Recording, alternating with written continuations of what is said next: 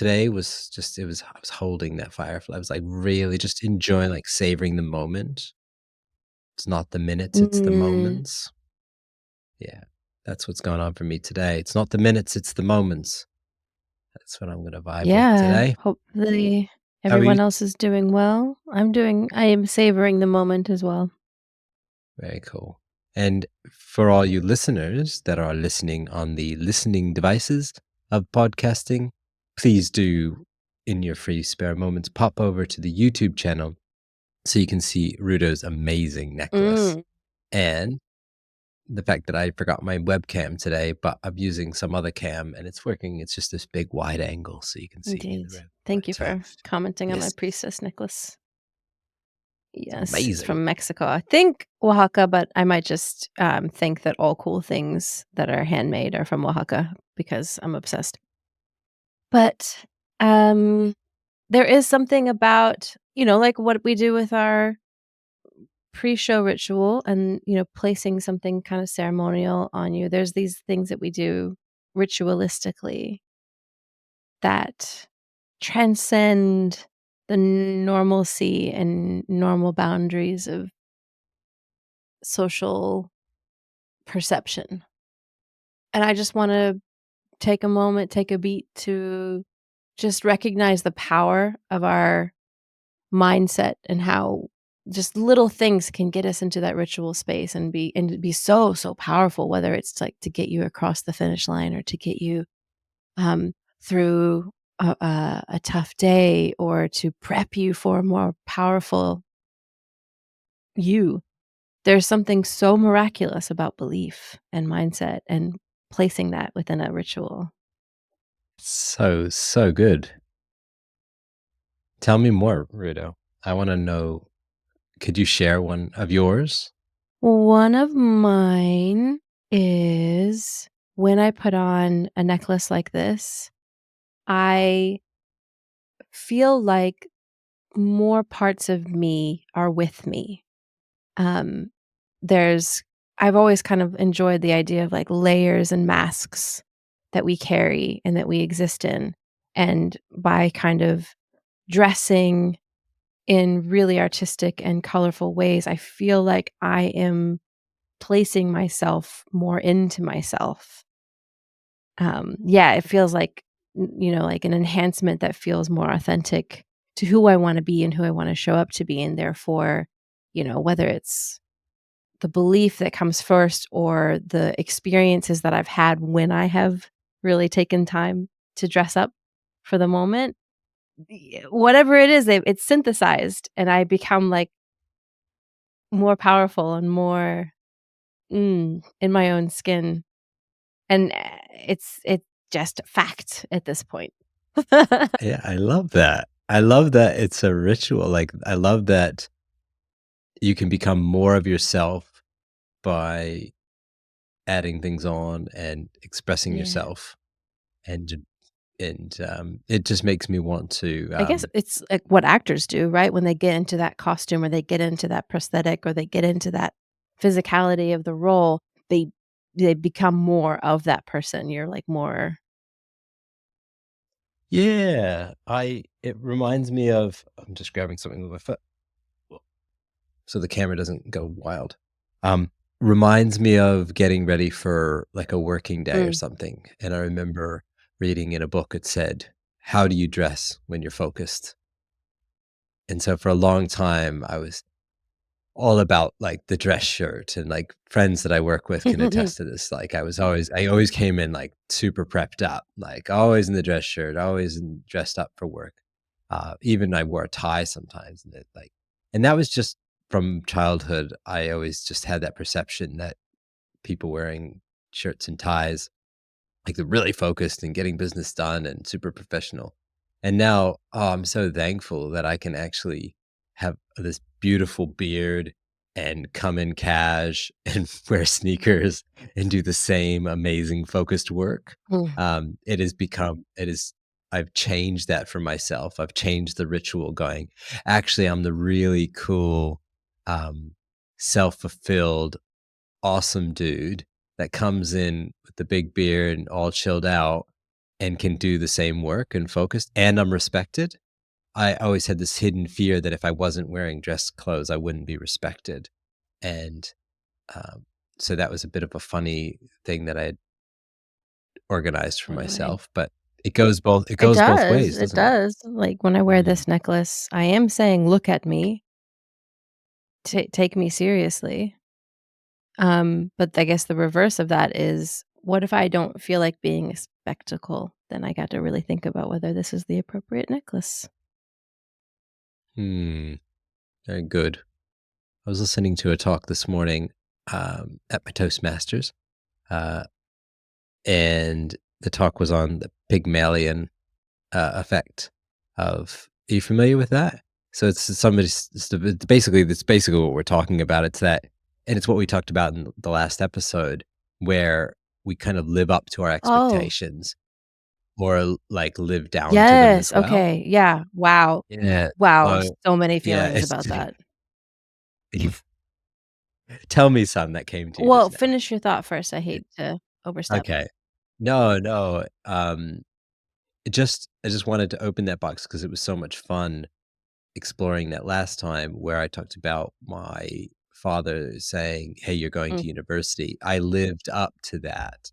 And then I joked that my dad didn't make the bar high enough. Like I wanted Yale or Yeah. Harvard or something for whatever reason. I'm sure it would have Yeah. been fun to go to Boston. Um, but yeah, I do see it in my life, and I wanna flex that a little bit more and enjoy, and also be that curious observer that sees where it's taken place in my life. So, I can say that that leveling up, like, in my life, in my home, I see it all the time with the way Marie prepares Mm. food and ceremony around food and just the way our house is kept. All of these are directly attributed to her expectations, her bar raising and stuff, and we meet it as a family. And, yeah, it's cool. Where can we put those in places for ourselves and for our And kids? Yeah. to knock And them yeah. down as well, like, on a systemic Mm. level. I was thinking about how that shows up in education. So in New Zealand, there's lots of anecdotal and longitudinal studies about how profiling certain classes of people or certain groups of people have really damaged educational performance, because once you label a kid or a group of kids or a type of group as problematic or less developed or whatever it is, they then underperform. So much so that actually it affects the way that the teacher grades them. So, there was one, like, lower decile school that, like, literally, I actually don't know if it was lower decile, it was just, like, a school who was under this study, changed their grading approach in each classroom, did blind grading so the teacher wouldn't know whose report they were reading. Wouldn't you know it that their grades were different? Awesome. Yeah. That is directly Pygmalion. The studies that they did originally, the original studies they did were they took, a group of individuals and they said, "We're testing you for IQ, and we're expecting we expect that the the higher IQs will learn more or get higher grades." And what they did was, "We're going to label you," and so they labeled them as high learners. I believe if I'm getting this wrong, correct me, but they labeled them as high learners. And then, of course, at the end of the study, they found out that those were actually Mhm. randomly picked and they weren't based on that at all. And the high learners, randomly picked from the group, all performed 20% better. They were labeled high learners. I was told I would go to Mm, university.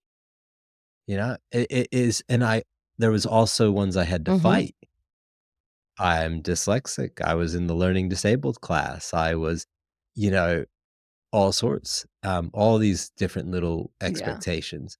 Um, Thankfully, I had strong parents to fight Heck yeah. as well. Like, I remember being in the the special class and having this little awesome device before phones, before mobile phones that could spell check. It was a spell checker. It was a little computer that I could carry around and spell check my words. I loved it. Wish I still That's had it, neat. honestly, so I don't have to use Google every time to spell check. Um, okay, I got Grammarly. This is not an ad for Grammarly, but I do have that.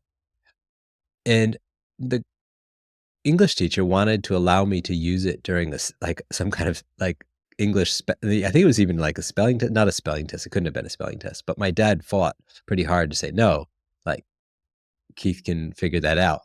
Yeah, there might be some misspellings, but no, he's not gonna use the computer during the test."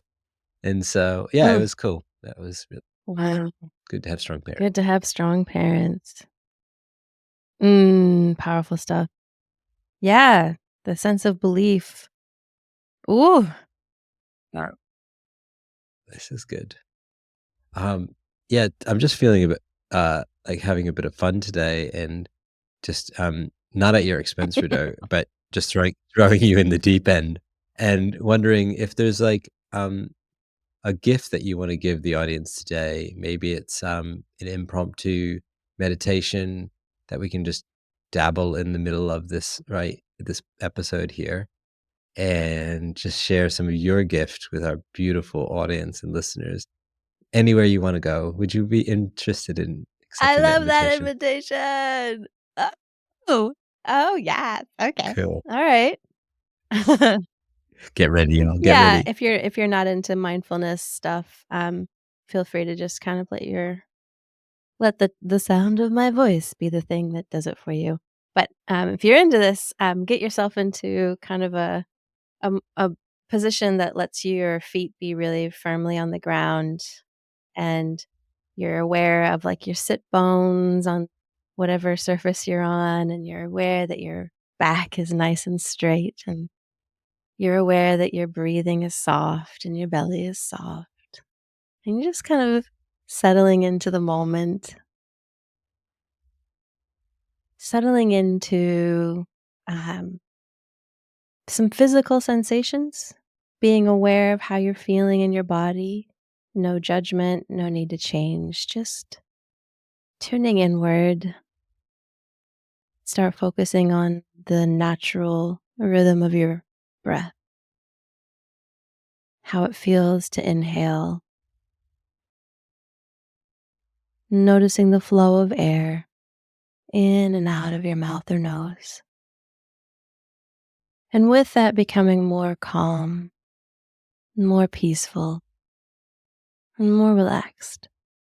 Maybe you notice that the temperature of the air changes as you inhale and exhale, noticing the cool and warm, feeling more calm, more peaceful, and more relaxed. Noticing the parts of your body that move with the breath. And just bringing your attention from the top of your head, just gently scanning down through your neck and shoulders, down through your chest and back, down your belly, hips and thighs, knees, calves, ankles, and feet. Now with your feet, really notice if you can tell what parts of your feet are touching the ground and where the points of pressure are. Perhaps noting the outside edges of your feet, the arches, and the balls and toes. Just really feeling how you're touching the ground. You're grounded. And then traveling up, back up. Notice how straight and upward your neck and head are. Almost as if you feel a sense of lightness floating upward. And just those two beautiful points of up and down, and you in the center. Coming back to your breath, taking a few moments to become aware of the rhythm, natural pace of your breathing. And hopefully, you've cultivated a deeper sense of calm, peace, and relaxation. And in your own time, start to shift back to an outward sense of what room you're in, anyone around you, and just bring your attention back to the surface and join us back. And maybe, Keith, tell me how you feel. My eyes are a little bit watery, just the calm has just washed over me. Oh, nice. Feeling really good. I'm so glad I prompted you. That was so good in the middle of my day just to get that, just to stop and get that was amazing. Yeah, I really enjoyed, calling out where the pressure was on my feet, because my feet weren't quite touching the ground. One was touching more than the other, and I got to really explore this kind of weightlessness and, yeah, feeling. So really enjoyed that. Yeah, I'm so like comfortable and warm and cozy now that my eyes are just watering and just yawning a Yeah, I little bit. saw that. Yeah, That's so good. yeah, it was good. Yawns are really good. Yawns is I love seeing when people, like, slow down and they, like, immediately start to yawn. There's something in, like, the mm, sympathetic nervous system that, like, "Oh, they're relaxing. I see that. Okay." yeah, it's good. So Sometimes when I do group meditations, when, like, the leader of yeah, the group, like, before a meeting has asked for me to come in, and, like, you can see mhm, the spectrum of the room. Some people are not happy about this, and others are, like, super into it, and the ones that are not happy about it, they're like in the beginning, they're like, "Oh." And you can, like, hear them sighing and shifting, and, like, you really get a I'm like, "Yes, I am lightly torturing you." But by the end, the whole chemistry of the room is completely different. yeah, that's Mm. good stuff. Such it, as I was going into that meditation, I was thinking about another talk that I heard this morning around, the person told a story about a warrior who went to, uh, the wise one to ask, "All of these thoughts are in my head. I can't stop them. They're just so much. Help me, help me. How can you help me?" And so the wise one decided to make a cup of tea and slowly making the cup of tea, doing all boiling the water and then little cup and then pouring a little bit in the cup and then waiting, pouring a little bit more until the point where the cup was just, of course, overflowing and just kept on pouring. And then the warrior says, "Wise one, what are you doing? Stop it. It's overflowing. It cannot fit any more in the cup. It's all over the table. It's everywhere." And then he said, the wise one, of course, said, "Well, that's exactly what's happening to you. There's no room. We need to empty the cup, right? And this is the thing. We can't just continue to pour in a full cup." And yeah, walking away from that, it was the message: emptying Mm, what's full and filling what's mm. empty. So just really simple, emptying what's full, filling what's empty, repeat. Oh my god. Yeah, it's good, eh? Yeah. Shall I open this box of cards, I Rudo? love these Is this a good cards so time? Or much. God, I yes. love these Wait, cards. Ugh. yay. Gonna, oh, let's see here. I'm gonna use the little turn the card I box also like around, flip how open. they're not they're cards that you can keep asking again and again and again because there's no end to those scenarios. You know what I mean? They Hmm. feel like never ending in terms of their resourcefulness and cross purposefulness. Cross purposefulness. Definitely. I 100% agree. And today's card, I'll read out. Can you tell me about a time something brought your family or friends closer together. Oh, beautiful. Like this could be a celebration, challenging time, special tradition, meaningful conversation. Mm. Do you wanna go first? Times uh, something is it's not there yet. It's rising to the Okay. surface, so I might just need a Sure. moment. For So yeah. me oh, do you want, like, a moment, or do you want me to be No, your I filler? want you to Okay. go. I want you to be my moment, but I want to be present with you, I so just I wanna will make sure I listen. didn't And misread that's what. that. Um, Nope. the for me, the thing that's bringing my family closer together is a weekly ritual that my sister has implemented. Oh, I might have talked about it, I'm not sure if I have or not. But, To me. oh, okay. The weekly gathering of my mother, my father, my sister, and myself, and sometimes, I am and sometimes Bjorn, but the, concept of gathering weekly, we call it Shabbat because my sister's kind of leaning into her, Jewish ancestry.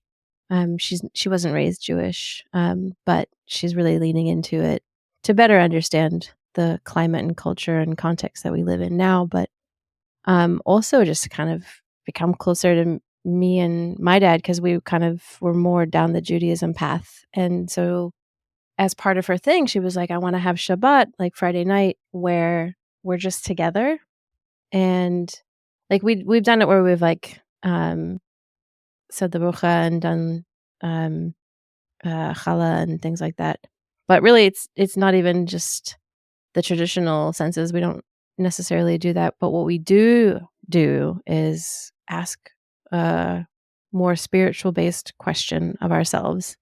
And Ellie is writing down the topics that we cover each week as part of the ritual, but it's just become, an opportunity for us to transcend the physical separation, and be in ritual with each other and not being kind of mundane about our topics, like, we catch ourselves, we're like, "No, no, no, we're going down a road, like, this is the path that we're on now, let's be present in our kind of spiritual, um, collective growth together, and we learn so much about each other. I've been hearing memories from mom and dad that I've never heard before, understanding my sister's views on life in a way that you just wouldn't if you're not having kind of more philosophical, spiritual conversations, and how often do we carve that time out? And so we're doing it. It's been a while now, and I feel so much closer to her. I miss her a lot. Like, it's a different kind of missing, 'cause I feel like I'm spending quality time with her each week. I love that. And that's There every week. Doing that every week and making it Yeah, there have been happen. times where I've been a bit remiss myself, but my parents and her have been, not for a pun, but religious about it. Um, that brings me to probably 2 little bits that I could talk to. Um, is that Mm, is that good? You're good.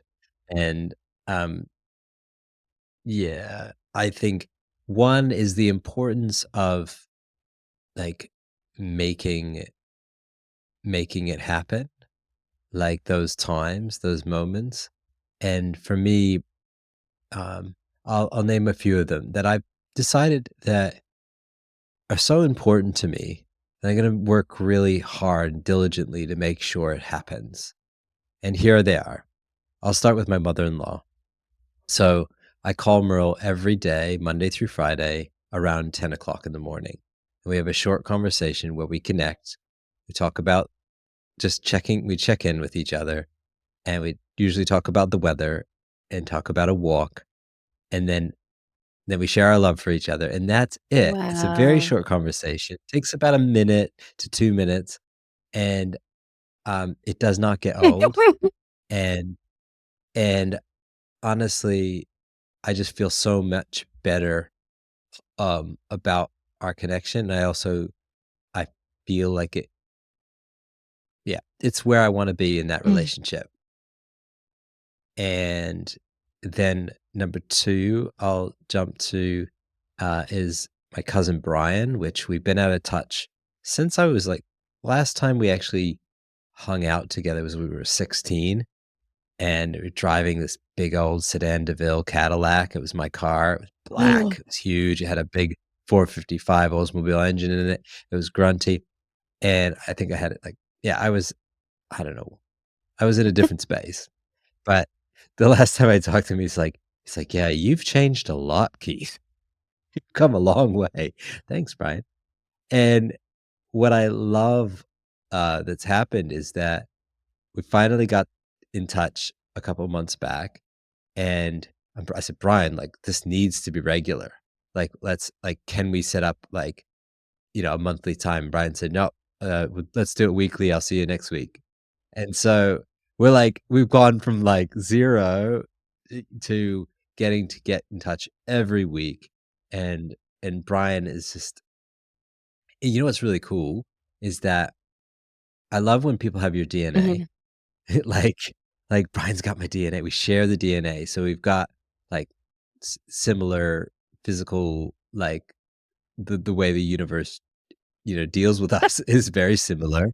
Um he's What a got like great this way to really phrase that.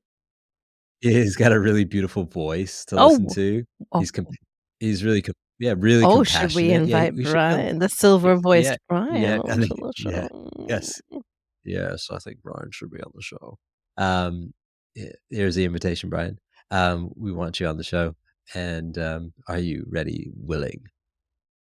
Brian, yeah, he's got a background in, like, I think, like, coaching and counseling. I haven't Oh actually my asked him about it goodness. too much, but, yeah, so he's, like, just really good at carrying that conversation and checking in on me, like, soulfully checking in on Yeah. me. Like, "How's your mental health this week? How are you Mm. feeling?" Like, who in your life right now asks you that question so directly? "How's your mental health this week? How are you feeling up there?" Like, what? 99% of Dang. the people I surround myself with, but Yeah. I have curated Okay, that. that's perfect. Yes. It's great. That was for you and for the audience. It's just a beautiful thing. And if, see when it comes through, everybody listening, like, that's the curation of making sure you surround yourself with the right people, and if they don't do that, maybe do that for them, and then it might just, cause a scene where it happens back, reflects back to you. Um, I'll continue on with my lists, we've got a little bit of time here, and we're just go with the flow, and the rest of the list is, my dad and my Mhm. stepmom, getting on the FaceTime calls with them. We were really good for a long time in the morning with the kids, but now I get up earlier and it is a bit more of a challenge. But I do try to catch them at least 2, 3 times a week on my bike ride or at the Mm. house with the kids in the morning, breakfast time. And they're used to it. Sometimes the calls, longer than others, sometimes shorter. But um, it's been brilliant for my kids to grow up with their grandparents in their life.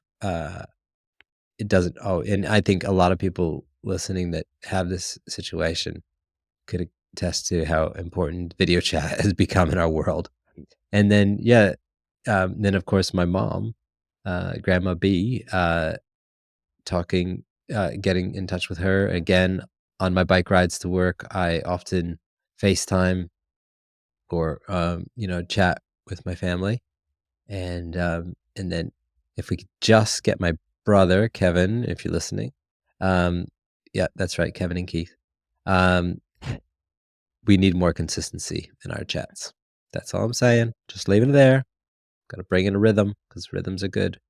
Um, that would be amazing because that's I think yeah one thing I'm missing is more rhythm with my Mhm. bro. That's my blood bro. One of the I'll share a special time was going back to America in June and seeing my kids, play with their uncle, particularly my eldest in the swimming pool, and the DNA match, just the oh my gosh, they were at each other's throats, the competition, this this laughter, this joy, this contentiousness, like, there's just, like they were such relatives. It was amazing to see their fun, their joy, their sparks. I just going for it. And these are 2 people that had never physically met and actually hardly virtually met because, uh, Kev's busy and it's hard to get a hold it's hard to get online together. And then, of course, the kids are would be a bit shy because they don't see Kev all the time, so it's a bit harder to connect. Um, and no, it took like moments for them to connect. Like it just turned on, Wow. everything was there. So just so grateful for that time. And that was, yeah, there you go. Bring, you know, can I go? Can I keep Mm. on going? I want to just because it's just I'm just to remind the audience of the question and to remind myself. Can you tell me about a time something brought your family or friends closer together?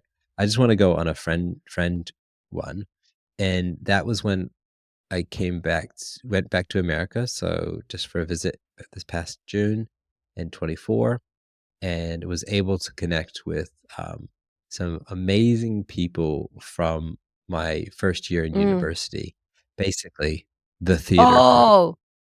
Yeah, it had Ron and Sarah and Tim and Sandra Bolton. And Sandra Bolton, Boynton, so excuse me, another Sandra Bolton in my life. Sandra Boynton. And Sandra is our teacher. And she Mhm. just retired, 30 years at the same Oh. university. We got her when she was, I think, 10 years in, and just so cool to be able to get together with people you hadn't seen in 20 years, and, Sandra and just to, like, share back with a teacher in your life how much of an impact she made Oh on your god, life so was beautiful. it was really Oh, good. man. And yeah, when I saw Sandy, I told her, I said, "Hey," I said, "Listen, you're the one who taught me how to breathe." Yeah, because of course, the first thing, with acting and so anything, she's like, "Oh, you all kids, you need to learn how to breathe in your with your tummy. You need to lay down Mm. on the stage and breathe and lift your hands Mm. up." It was cool. And yeah, it was just very special that we all got there because surely, it would have been easy for any one of those people to say, "Ah, yeah, I can't make it, a little bit busy." Especially Tim. Tim, but you made it, man. And, yeah, so it was really, really, really special, and we all just enjoyed it. So, special times, make them happen. Even if you don't think it's possible, just do it Yeah. anyways. Invite them all. It And happened. the flip side of that, because life is not always the same in terms of our capacity, Mhm. lending understanding and solidarity for those of us that are just not ready to kind of push into closeness if with folks, if what we need is to be just closer to ourselves, and that's the capacity that we've got for. I've been in that situation myself, so I have a lot of solidarity and, camaraderie for the folks out there that are just, like, not feeling like really pushing for closeness outside of themselves. Mhm. Cool.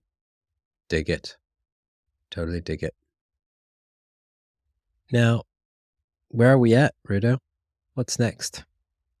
What's next? Can I can I I'm sorry, I ask just keep on what I keep on pushing it over to you. Yes, yes. So the meta version of me is wondering, like, what is the cocoon that you feel like you are ready to emerge from? I feel like you've gone from, like, a goo state into a form state, and you're, like, describing to me, you're, like, pushing against edges that feel like you're wanting to burst forth. Whoa, blowing my mind here. Now, help me a bit more. Are we talking in life, in this podcast? What's the what's the container I don't of know. this question? I have no You idea, I don't was know? fucking with you. Well, I'm glad I probed. Uh, That's I I think that's called, like, a probed into warm the reading when you know somebody, like, you know enough background information about somebody to, like, make it sound like you're being, like, all guru intuitive.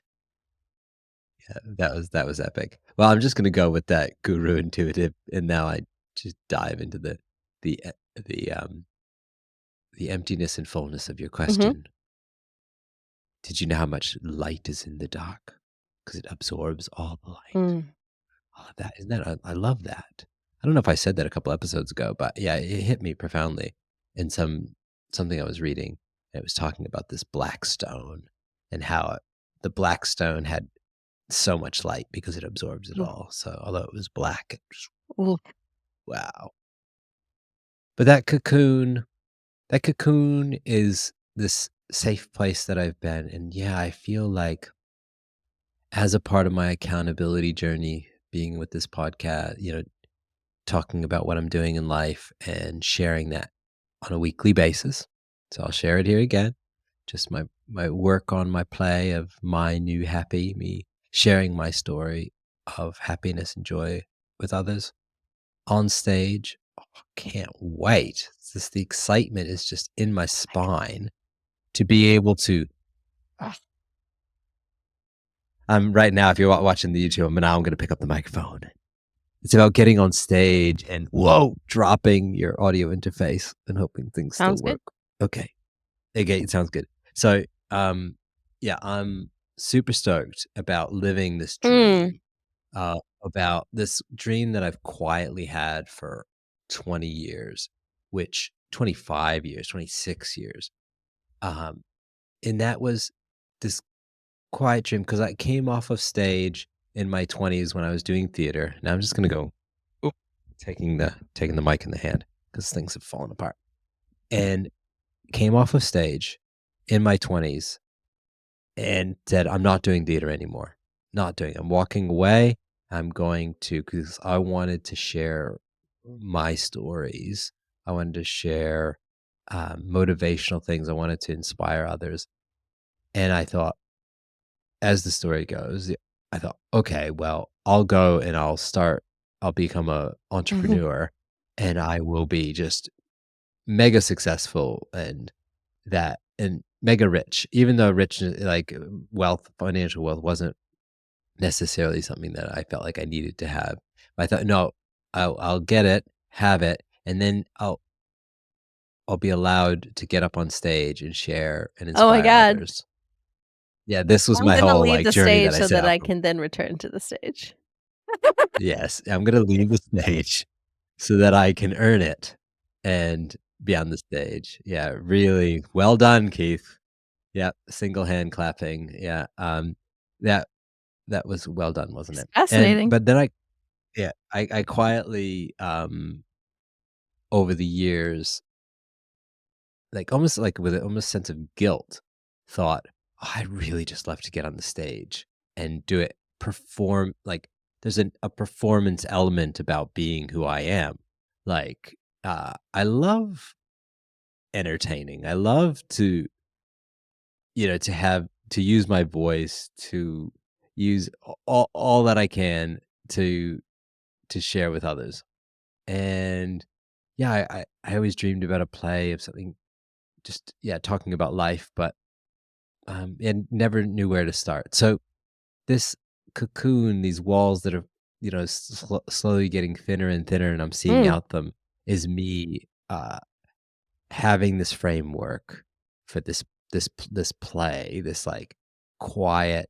I never really talked about it.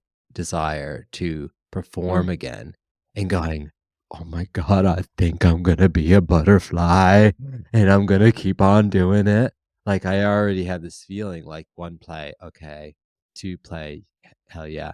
Like I'm just feeling the vibes to be on the Oh my stage god. in whatever form that takes. S And it's not in this and I may take up this role at times.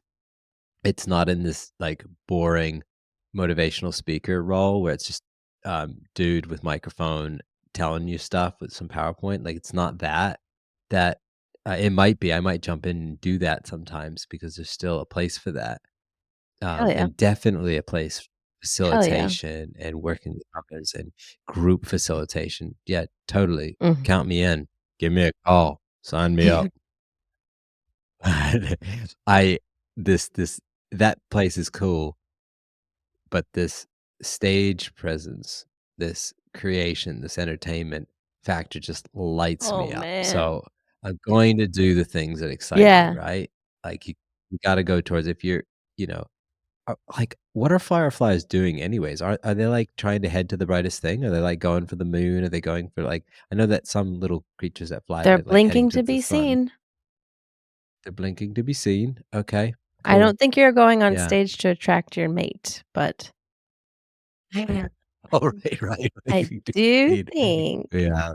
that there is a Yes. powerful desire to be seen in many, many beings, and you and me are one of them.